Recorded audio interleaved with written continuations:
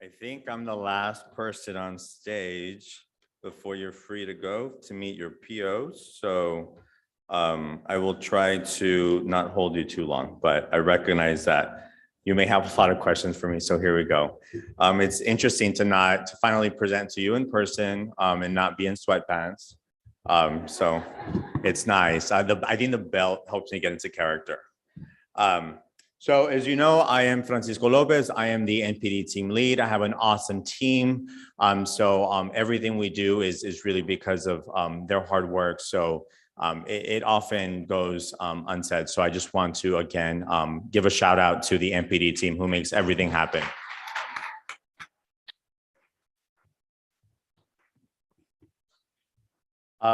So before we get started, I do want to point out something very important, which is the fact that we have two cohorts in very different stages in their grant life journey, right? We have the 2017 cohort, you all are sort of on your way out, and then we have the 2021 cohort, which is a brand new. So as I go and as I present, I will make sure to point out what is relevant for each cohort. So if you are anxious about closeout, that only applies to the 2017s and 2021s. Just know that we have more information, specific information to follow up this session in the coming weeks and months.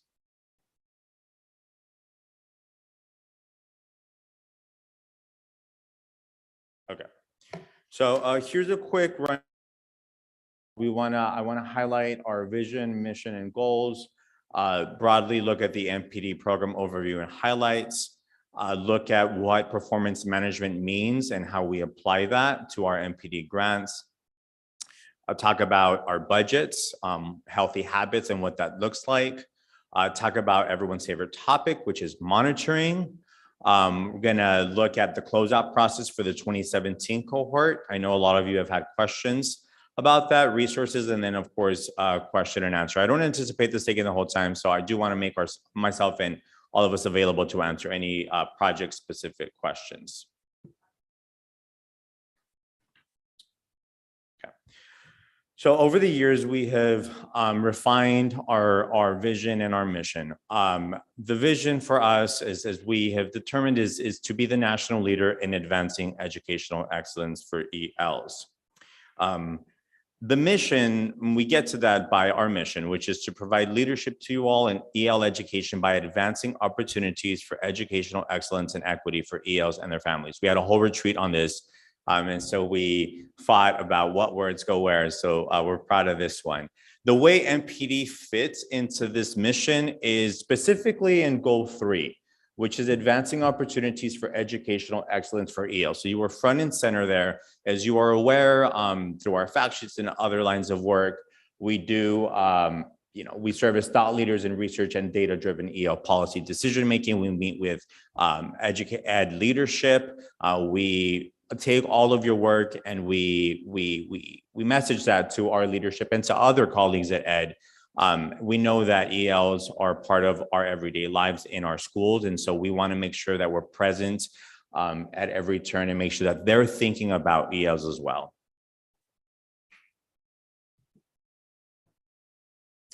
As you know, and the numbers have grown every year, the NPD program provides grants to eligible institutions of higher education and public or private entities. And that's new, not so much new anymore, but that was revised when the ESSA was amended back in December of 2015. So before that, it was only IHEs historically who got these funds. Now we have a couple of private nonprofit organizations that also help us carry out this work.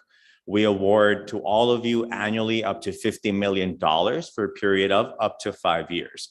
And getting 50 million bucks out the door is not easy. It's a very involved process, which is why you see a lot of deadlines. We want to make sure that we as an office stay on top of things so that you can get your money. So when we ask you for budget justifications, when we ask you about APR submissions, it's not because we're trying to be evil. It's because we have a lot of work and a lot of people to answer to on the back end to make sure that these dollars go out in a timely fashion to you all. And of course, that's our statute. And I do want to point out that priorities do vary from cohort to cohort. As you know, the 2017 priorities were one thing, 2021 was another, and now with the 2022 competition, can't answer too many questions on that, but that one also will have a different focus. But overall, the program overview and the spirit of the NPD program is to provide professional development, and that has remained intact. I want to shift gears a little bit and talk about something important for us, and that is this grantee satisfaction survey. Now, the 2017s have done a phenomenal job at answering the survey year after year. The 2021s, I believe you have not taken the survey. You will receive, we usually send these out in between May and June, usually by the summertime. And it's a good gauge on how we're doing to serve you. The core set of questions was developed in 2005, and it does get reviewed annually. I want to say something really awesome, which is that the response rate for this past year was 85%. That means 85% of you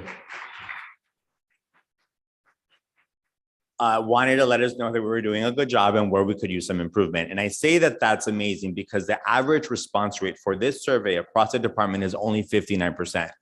And in fact, no other office in the entire Department of Education had a higher response rate.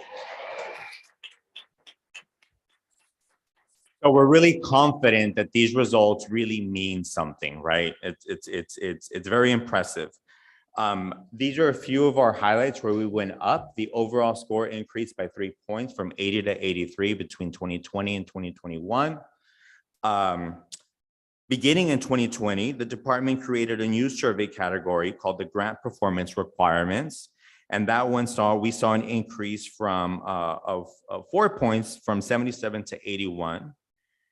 And after an improvement of 7 points in 2020, the online resources driver score increased yet again, gaining another 6 points in 2021 to an overall score of 86. There are a few things that we want to improve as you all also indicated in the survey, but these positive affirmations help us when we meet with ed leadership to show that we do value your partnership, that we do listen to you, and that we're as responsive as possible. So thank you for taking the time to fill out yet another survey in your life. All right, so performance management is an overarching term. The U.S. Department of Education's handbook does require program offices to monitor grantees on regular intervals to ensure proper oversight and use of federal funds. So this is what David Downey was talking about. This is, if you're familiar with, if you have other grants at the department, this is something that you're probably familiar with as well. So how do we do this? And you'll see that monitoring looks different across different program offices if you are recipient of other ed grants. But basically, OL has developed a two-tiered monitoring system to make sure that we meet our obligation of oversight and to, of course, make sure that we help you meet your desired objectives and goals through G5 and KMS. Now, those are two very separate systems. And I want to be clear about something. G5 is the official grant file.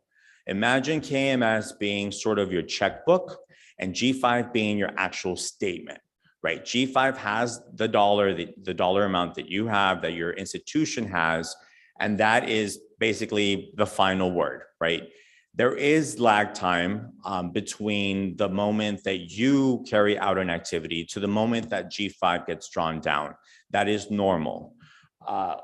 As Belinda stated and others, it is very important for you to know and to keep a running tab of what's going on financially. And two tools we have, of course, is G5 and KMS. We can't stress it enough. We know that there's been glitches and we'll address those as best we can, but it is important for you to stay on top of that. It's our running record of the life of the grant. And as was mentioned, it's not enough to do the work. We have to document that we've done it. And so that's why we have developed the knowledge management system. And so even before 2018, we had a culture of evidence decision-making. So In 2018, Congress passed the Evidence-Based Policymaking Act. A lot of federal agencies were sort of behind the ball in basically, and this is a little crazy to think, but not everybody was as good as Ed in terms of assessing whether or not grants were actually thinking about data to drive their activities. And so essentially, it systematically rethought the government data management. It emphasized the point that we do need to use data to make decisions. And it was a new paradigm to rethink evidence building, data management, and data access. You can access the guidance there. It's intuitive for us, especially since if you have the moderate evidence component to your grant, but that also wasn't always there. It wasn't even until 2016 that NPD had a moderate evidence component. So before that, it was just sort of tuition reimbursement. But beginning in 2016, we really wanted to answer the question of, is this working? What can we learn from this? And one of the ways we accomplished that was, of course, by introducing that CPP1, which is what most of you answered to, and I think has helped really grow the NPD program into what it is now. KMS. So we have 3 updates per year, right? January, March, and September. This year, due to delays and glitches with the new system, we combined the first reporting period with the second. I'll get into that in a second. But these are the big red flags that we see sometimes. And by red flags, I mean just things that we notice that we want to make sure that you're aware of, that you do complete in the KMS. We have incomplete GEPRA targets sometimes, and these vary by grant.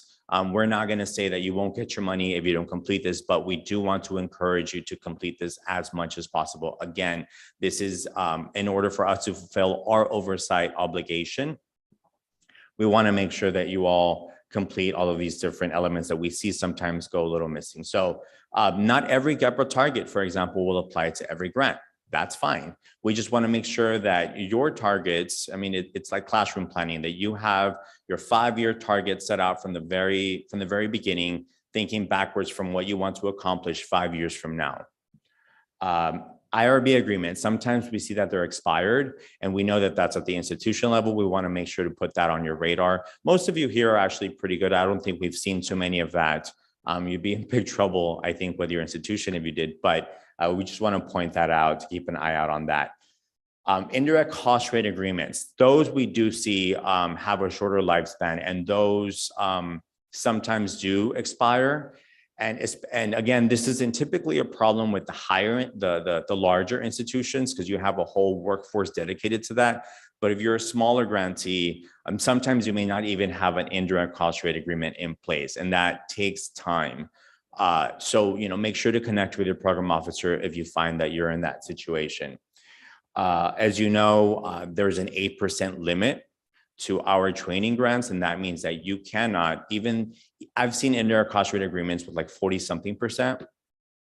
That doesn't mean that NPD falls into that. That means that no matter what that number says, right, you cannot have more than 8% charged as indirect costs to this specific grant. That is, of course, to maximize the dollars to make sure that they actually get spent in the way that they need to get spent. Carryover miscalculations. So sometimes, as I said, there is a lag time between when you carry out an activity to when the money's drawn down. It's important for you to know at the end of the fiscal year, which is for all of you, August 31st, where you are with your money, right? So you get your money, your grant award goes out September 1st or in those 2 weeks, and that fiscal year goes through August 31st. We know that when the APRs are due in May, that you're estimating what you're anticipating what your money will look like in August. And we ask for a plan for that, right? And if we don't do that initially, carryover has a way of sneaking up on us. And if you carry over year after year, that money just adds up. So while there is a $600,000 cap on an annual basis, the G5 record is a running one. So you'll see that if you've got 500K that you've spent 500K the first year, and so you have 100K left. G5 will then, once we go through continuation process, will add $600,000 if that's your award. Of course, every award is different. So you'll see your G5 balance at $700,000. That means that for that year, you have to plan for $700,000, not $600,000, and forget about the $100,000 that were left over from the previous year. And I'll actually pause there to see if you all have questions about this slide or anything I just mentioned.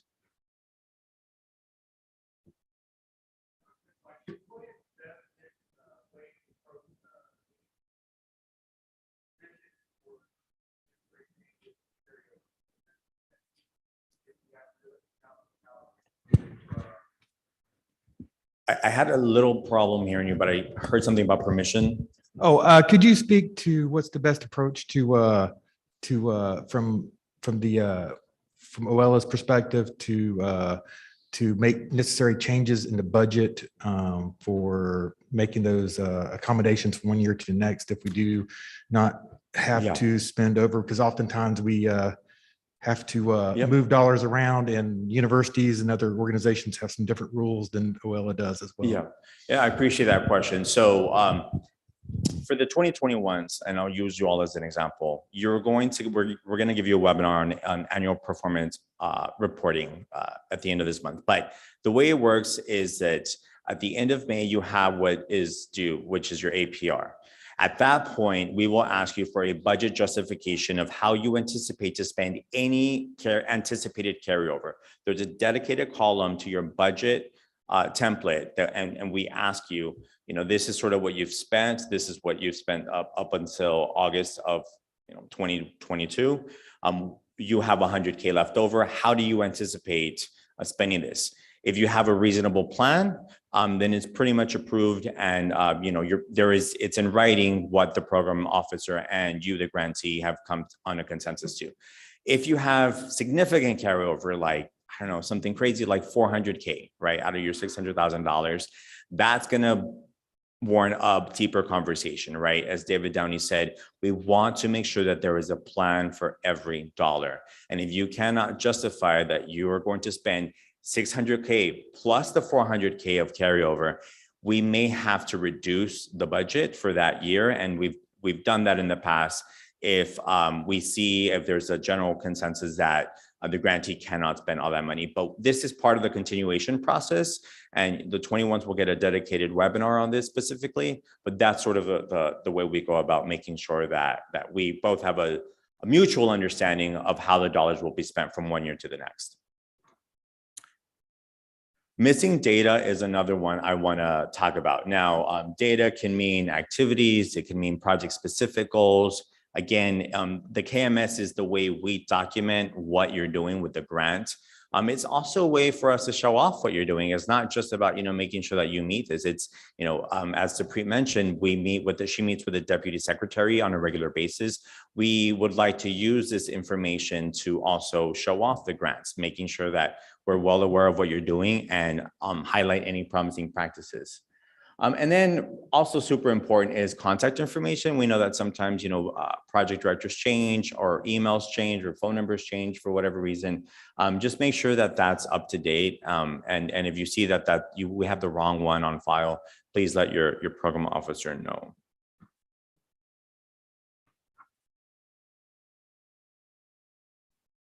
Okay, so quickly went over this, but just for reference, and this is a different timeline for the 2017. So we took your feedback, and for the 2021 cohort from here, for the next 5 years, I'm saying it, it's not going to change.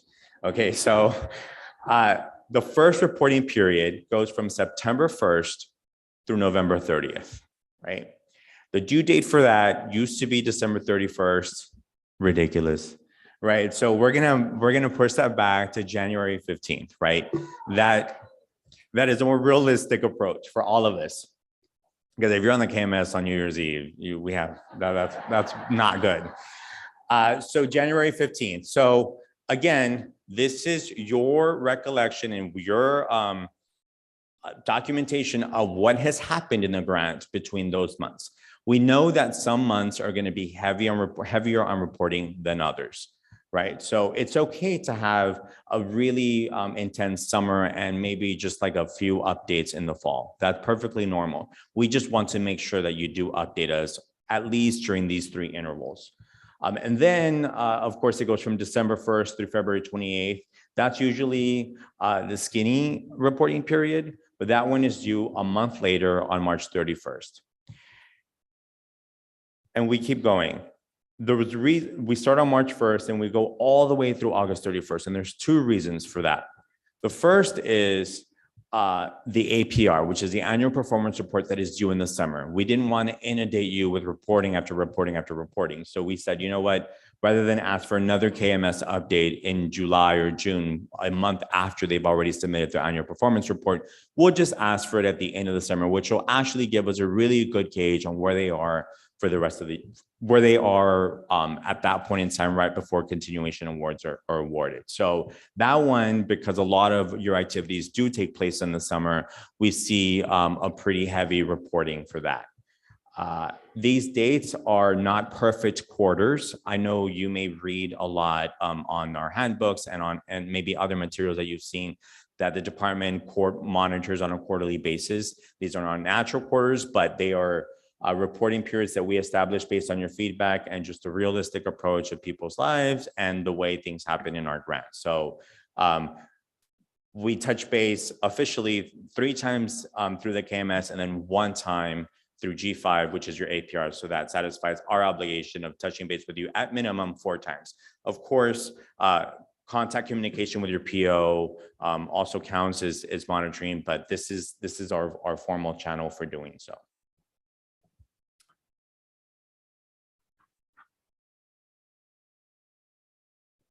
So in an ideal world, in a perfect world that we all live in, 25% of the funds are spent in the first quarter, the second quarter, the third quarter, and the fourth quarter.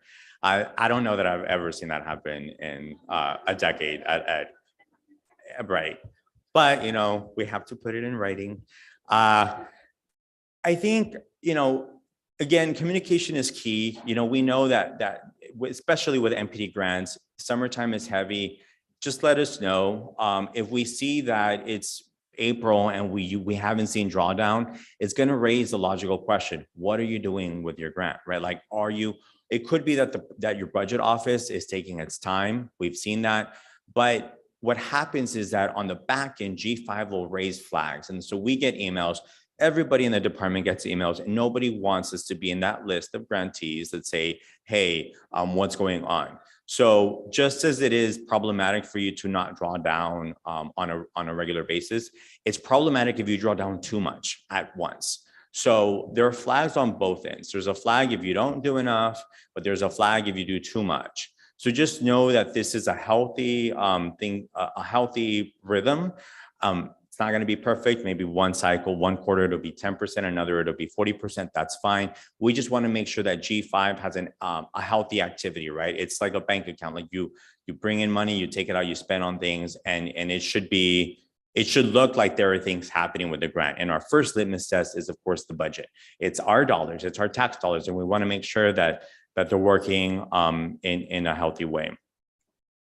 The idea that carryover should not be more than 25% of a given year's budget is obviously a pre-COVID one.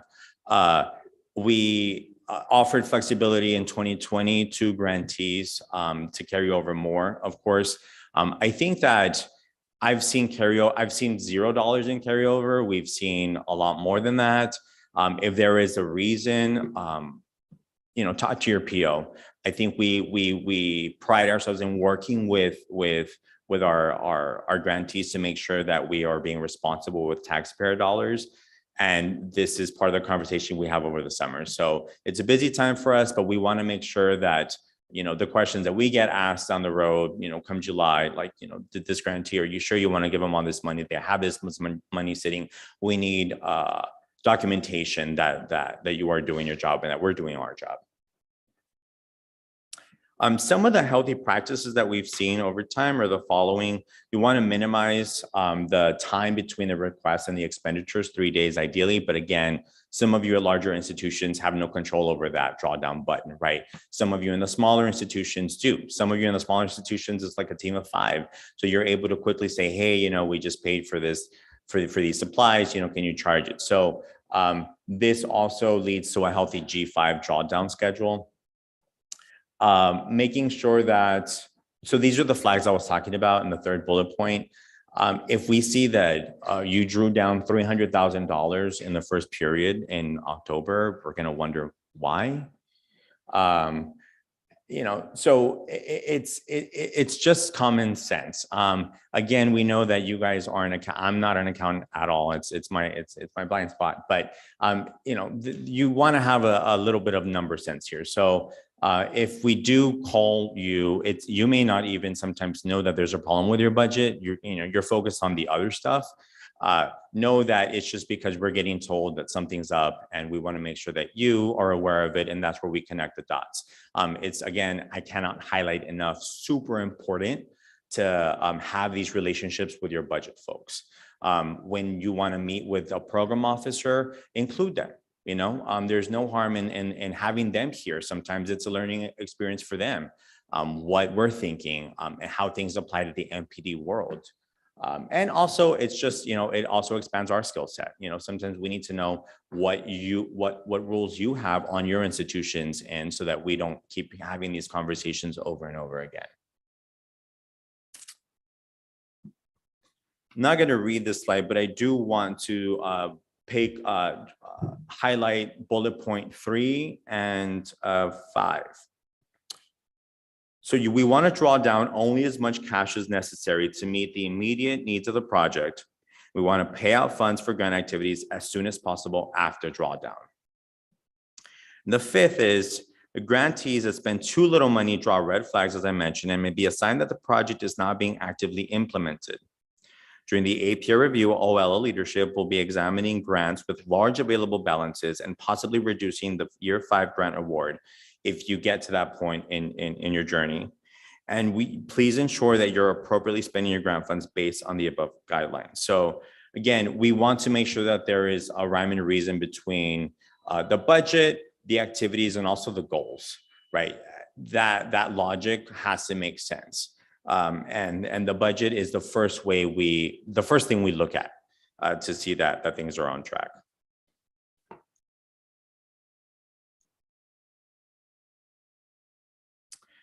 So continuation awards, and this one's for you for the 2021s.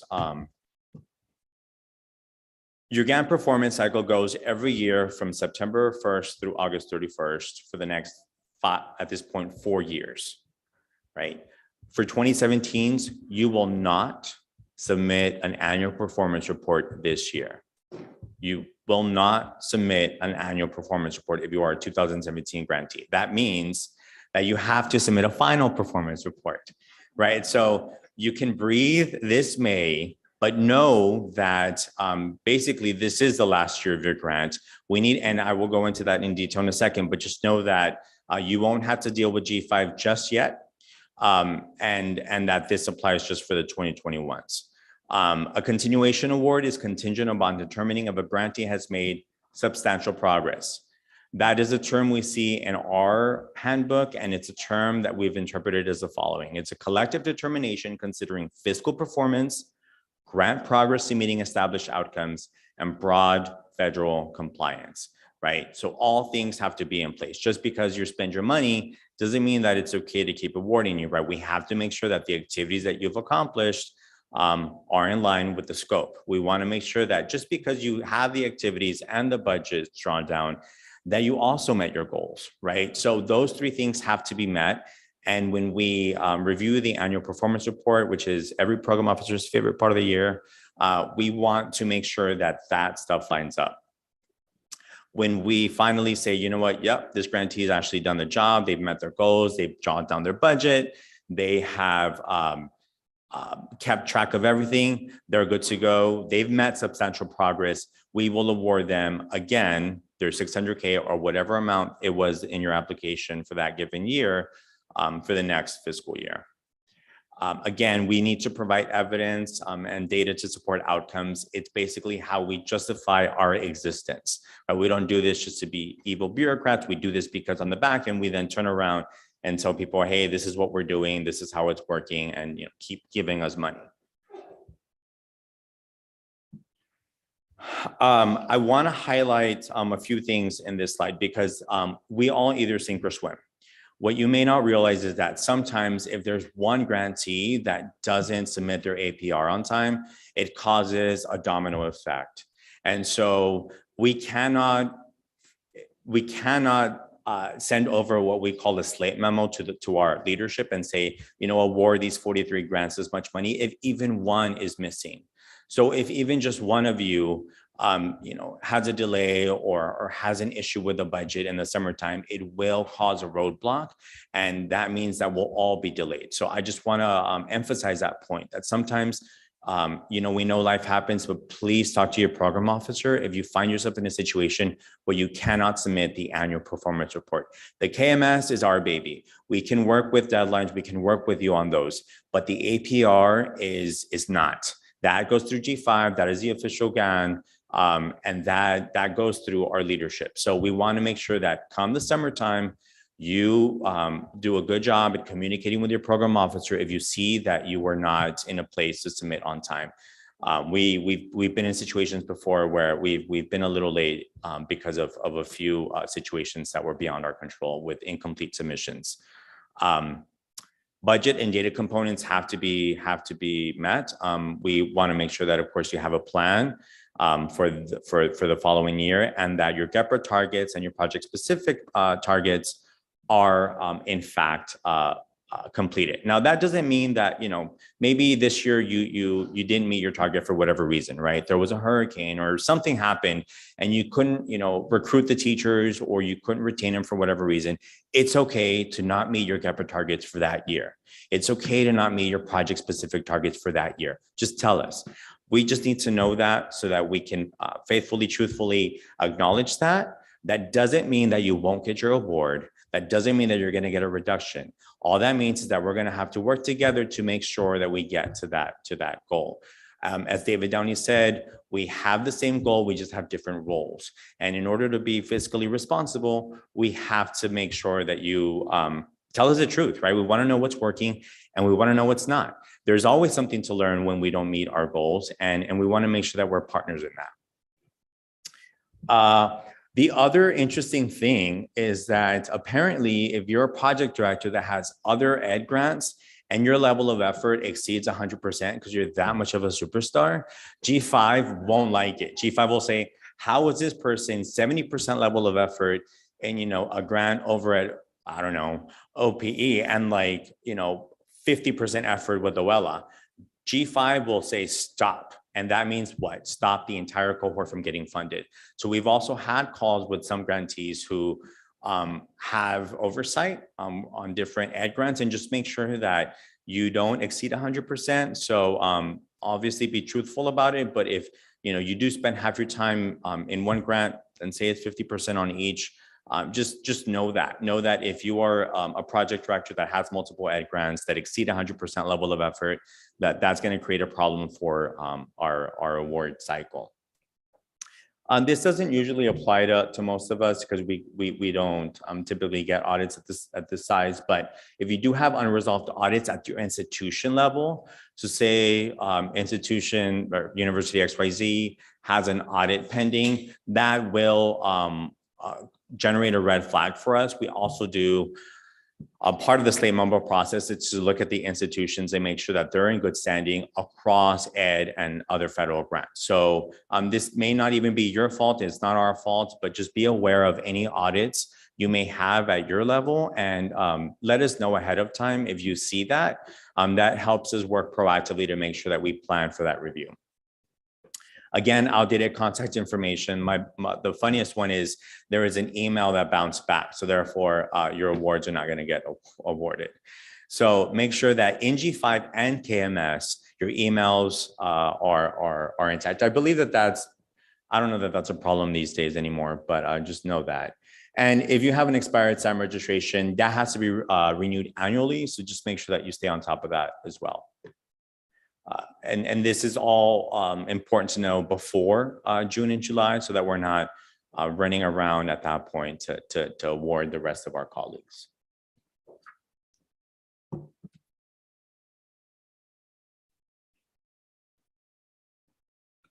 All right. Shifting gears a little bit, monitoring. Monitoring is something that is of an essential government activity. And in the past, we were able to have the ability to go out and see your projects in person. So there's basically, and let me just go to the next slide. These are the different types of monitorings that we have. We have quarterly monitoring, which we just went over. That's the KMS submission. That's ongoing communication with your POs. Then we have what's called the virtual desk monitoring. And that means that we're actually going to take a deep dive into what you all are doing. And that is a virtual conference, and it takes 1 to 2 days in length. And then we have on-site monitoring, which we haven't done since the pandemic, but we hope to resume soon. And that's an actual site visit. And that, again, lasts 1 to 2 days in length. We want to become more familiar with the grants. This isn't a way for you to be punished or anything like that. This is a way for us to see what's working, see what's not, and to offer technical assistance. You can ask some of your colleagues that have been monitored. It's not, hopefully it's a pleasant experience, but we learn a lot from it. So this won't apply to the 2017s naturally, because you're on your way out. But the 2021s, we hope that we do get to go on site at some point in the next several years to see what's up and to see how you're doing with your grant. Know that you get ample notice. Know that we let you know why we chose your site, and that these will be the indicators that we look at when we go on site. Now, these were developed with other colleagues and OL leadership. And we basically look at 3 different pillars when we go on site to monitor or when we monitor virtually. The first is the quality of implementation. The second is compliance requirements. And the third is your fiscal responsibilities. So these are questions, you get the questions ahead of time. We ask you for evidence ahead of time. So this isn't a surprise gotcha moment. This is just a way for us to, again, fulfill this monitoring requirement that we have above and beyond our quarterly check-ins.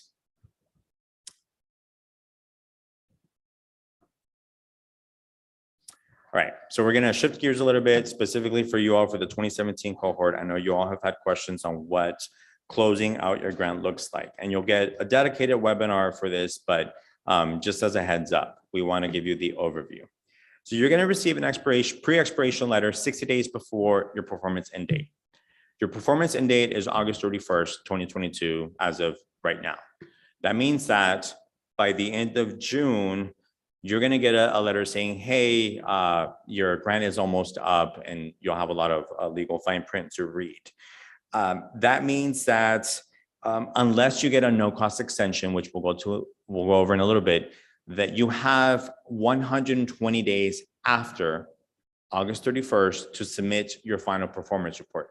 So while you do not have to submit an APR in May, at the end of August 31st, if you do not have a no-cost extension, you will have 120 days after that day to submit your final performance report. You may have seen in the past that was 90 days. That was a pre-COVID timeline.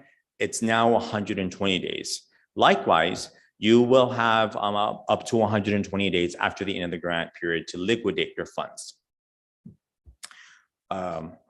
If, however, and most of us will be in this situation, you have a no-cost extension, that means that you get up to 12 months to finish up the grant.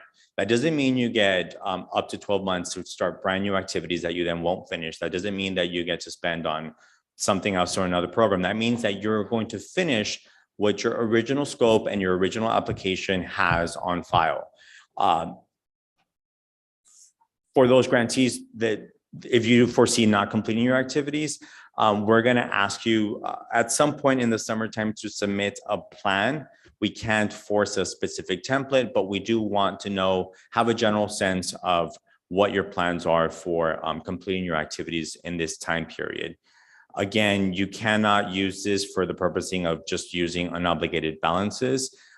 If you don't have a plan for that dollar, give the dollar to somebody who does, right? And it's okay. We do want to minimize that though, because on the back end, and you've heard us say this time and time again, what we don't want is a bunch of money left over from each grant, and then we turn around and give that money to Treasury. And it's difficult to make the case that we need more money for our programs when we're turning money around and saying we didn't use all these funds. So this is why we emphasize that while you must have a plan for your dollars, make sure that you do spend it. Yeah, so you're going to hear us say that time and time again, but it's really important because people do look at these returns.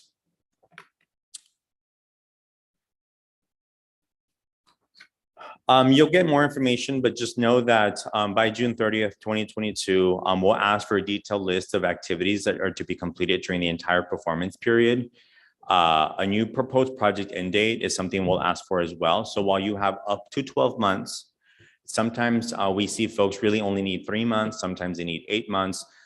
Make sure that you let us know what your anticipated program project end date is. Then your clock will reset. So say you only need 5 months, right? After August 31st of 2022.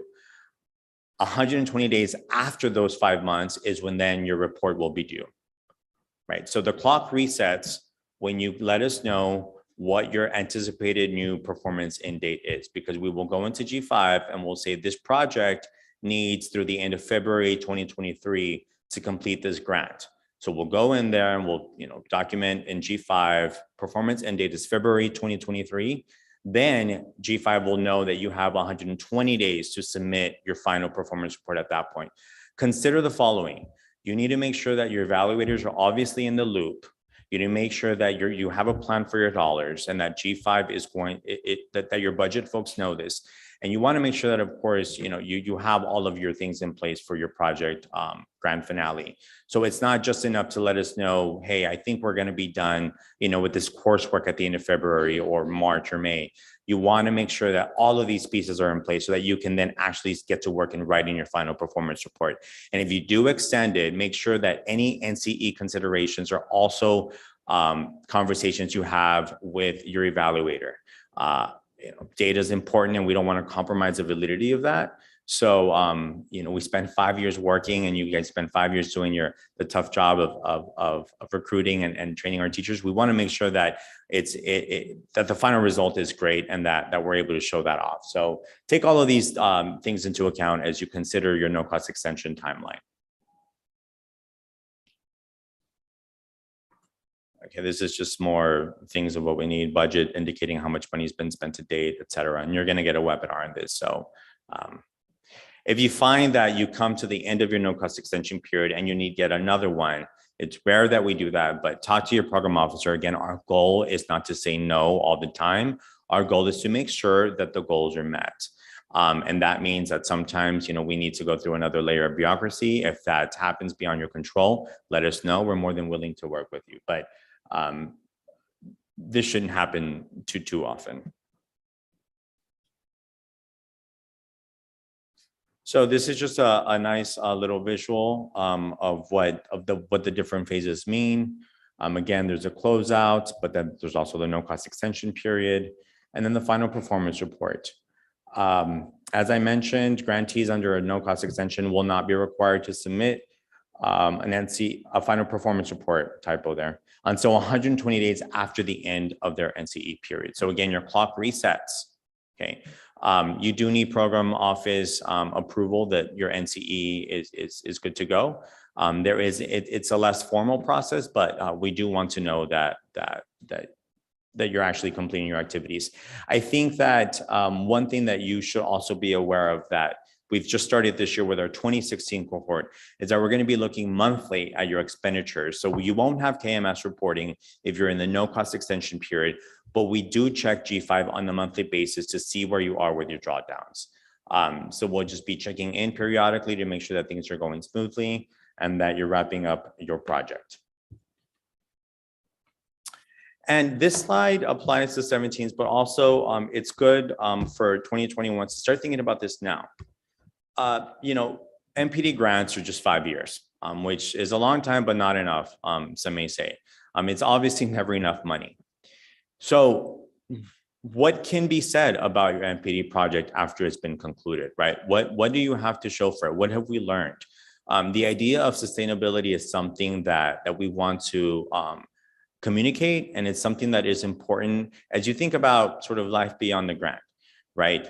You want to, as Belinda said, review your logic model, look at your inputs, look at your outputs, look at your outcome at every turn, make sure that those things are aligned, and think beyond that. Think beyond, what have you learned? Is there a practice that you developed that a school partner or that a district is now going to, implement from here on out? I mean, that's something that was born out of NPD. You want to document these things in your final performance report. You want to identify areas of your program you wish to sustain, something that you want to make sure that lives beyond the NPD grant. Identify your partners. Make sure that, and I know these change, superintendents change all the time, teachers change, and just identify those partners that are going to be with you from beginning to end, and commit to those relationships. And if there's a new one that comes in your life, then make sure that you commit to that one too. Make sure that you also just know of funding resources with expiration dates. If there's another stream of funds that come your way that can keep this work alive, it's good to know that as well. Highlight evidence, data, and need for the program. I think that you all know this best. The people you partner with wouldn't be the work that happens as a result of NPD. Wouldn't be the same if you weren't there. And so people get used to things in 5 years' time, right? They think, especially if you're in a district, you think that this money is going to keep coming and coming and coming. It's not the case all the time. It's honestly a heartbreaking situation when you don't. But I think the sooner you look at this reality with your partners, the more I think we see positive results. And I think that what we've heard from previous grantees that don't get awarded is that, there's a lot of lessons learned to be had as a result of this work. So we want to make sure that we keep those conversations flowing. And then establish a timeline and commit to next steps. If there are other things that you want to make sure that your partners do or that you do in your professional life, commit to that. And all of this will have happened because of your hard work in these 5 years with your NPD projects. A few resources, we're going to make sure to add these along with others to the KMS. So just know that if in your spare time you want to read the uniform guidance, 2 CFR part 200, feel free. G5 help desk, sometimes you have trouble with G5. We don't man that, but we'll always say, please contact the help desk. And then of course, a few other resources you may find helpful. And at this point, I will fumble some questions or say that you should talk to your program officer if I can't answer them.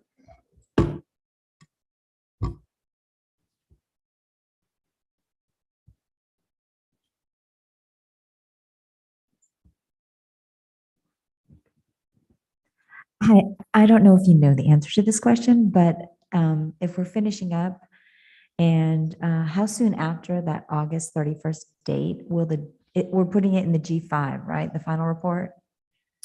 So the final report will actually be emailed to your program officer, and then we will upload it into G5. Okay, so we're going to email it to our program. Okay, so we can just get started on it right away. It's not going to be, we don't have to open up any sort of. No, program. You don't, you anticipate your end date actually being August 31st, 2022? Well, or 120 days after that. Yeah, within that time period. Right. I'm not doing a So, no cost extension. Right. Yeah. So if you don't get a no cost extension or if you don't need one, yeah, it's 120 days. And again, we'll have a webinar for you to go into more detail, but basically you'll email your program officer the report, and then we will do the job of uploading it into G5. And that'll be the end.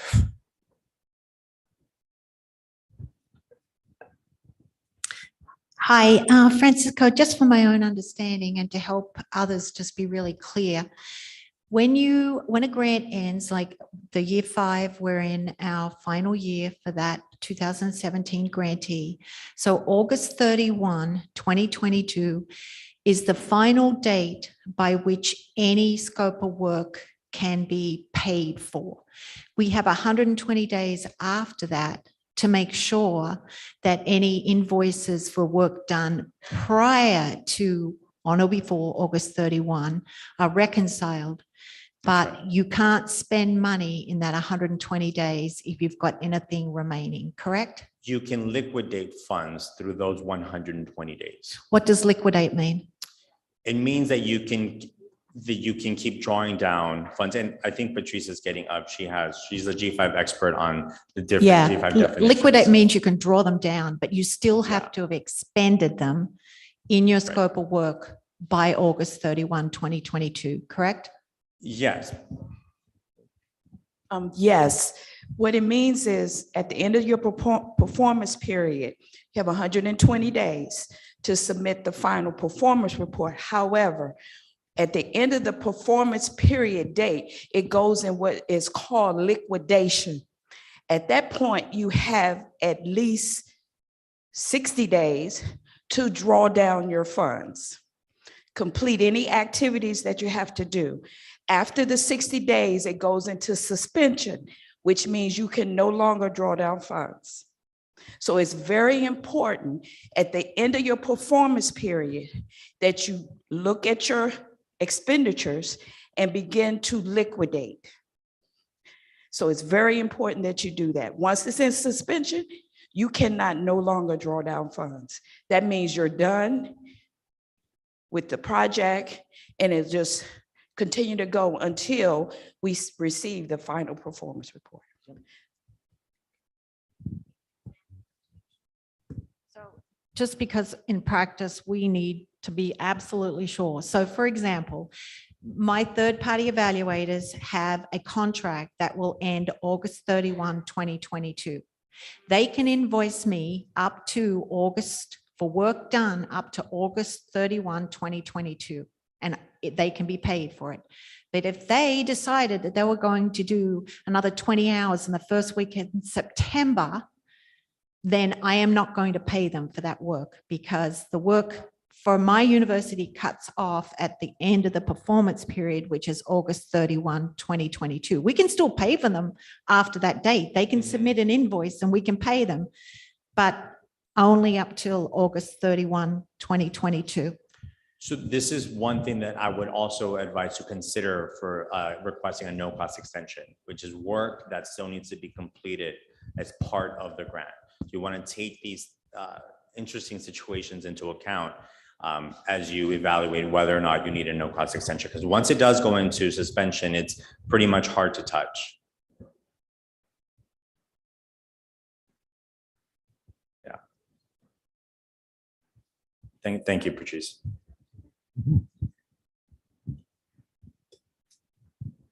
I know you all email all the time, so you must have questions. We have one over there.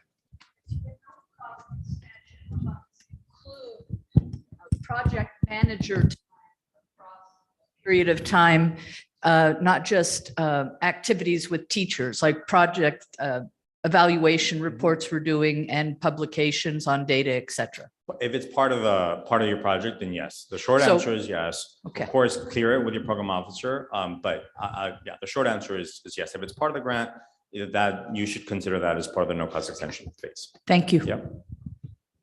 Yeah. What we don't want is, of course, and the reason the no cost extension exists is to make sure that these things are addressed, right? To make sure that you don't leave out that final component that we need in order to make sure that the grant actually finished on time and adequately.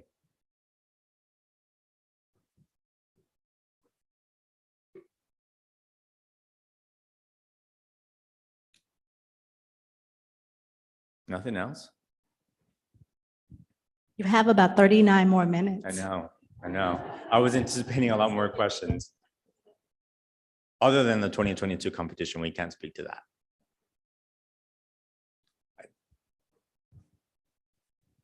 Francisco, I'm in the back here and I'm hearing a lot of gears grinding in people's heads.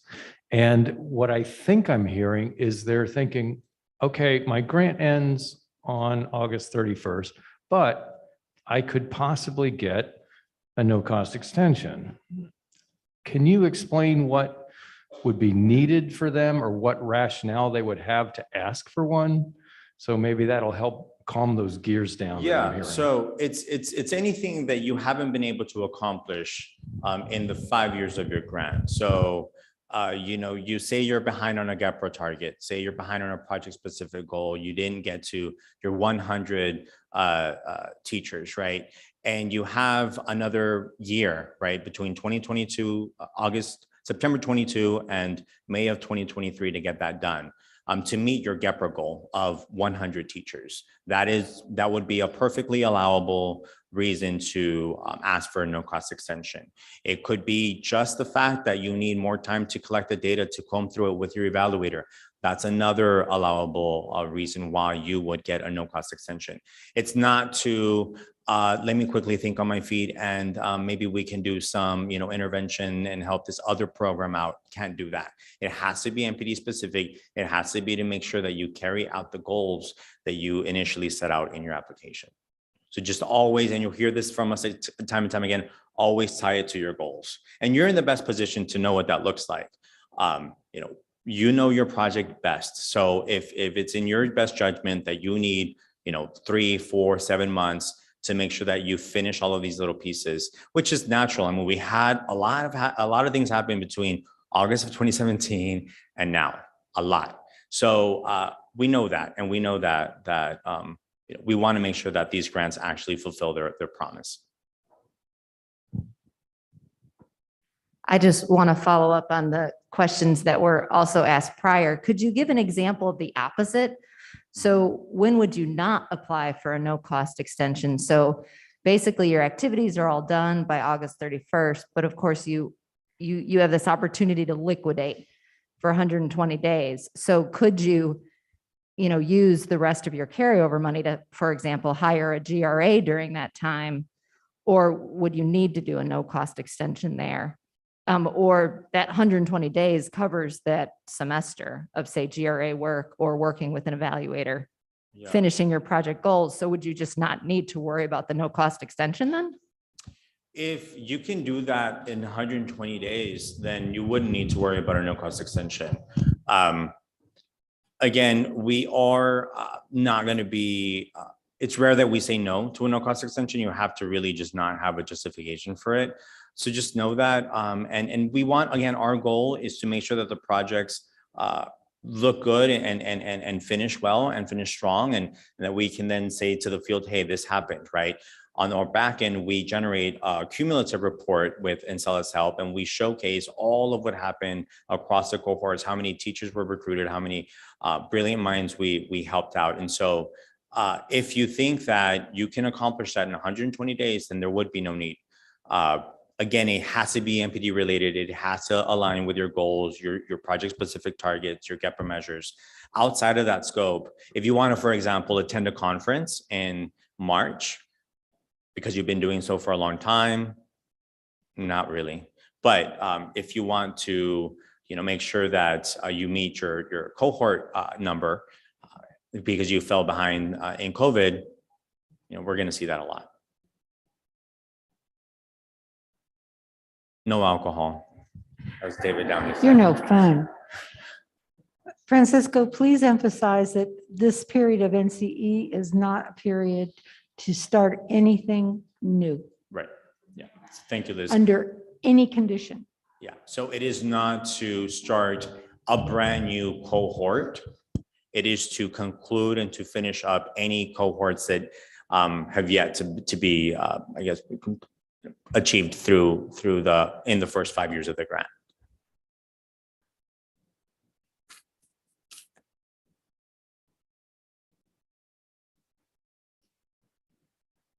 Again, yeah. If you apply for one, you get initial notice.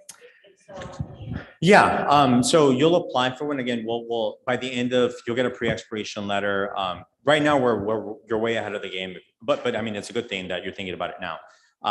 We'll let you know, like, yeah, this is good to go. Nothing will happen in G5. Your account will be the same, right? So if you have $200,000 remaining, it's gonna sit there. The NCE application process is just for us to have a mutual understanding of what's going to happen after August 31st. Your money's going to be there and it'll go into liquidation phase if we do nothing. But, in order to be responsible, obviously, we want to make sure that if we go in there and manually tell G5, hey, they need an extra 6 months, that we have a plan for that. So it'll be via email. You won't get a G5 notice of you will get one once we approve the date, but before that, we will have had a conversation.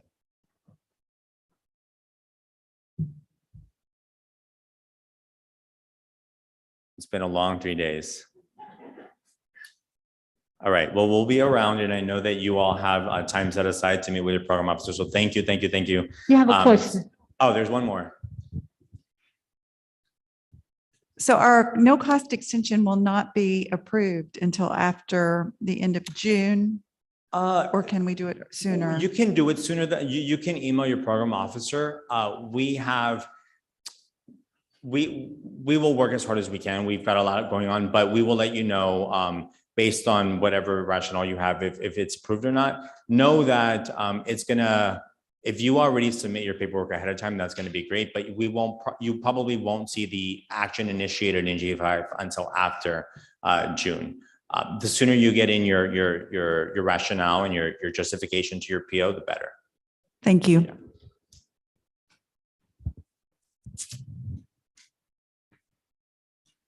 I think that's it, Francisco. Thank you. We'll be around for questions.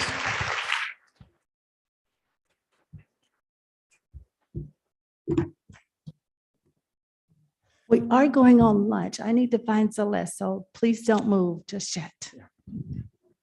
She didn't know we would be ending so early. Yeah, no, me neither.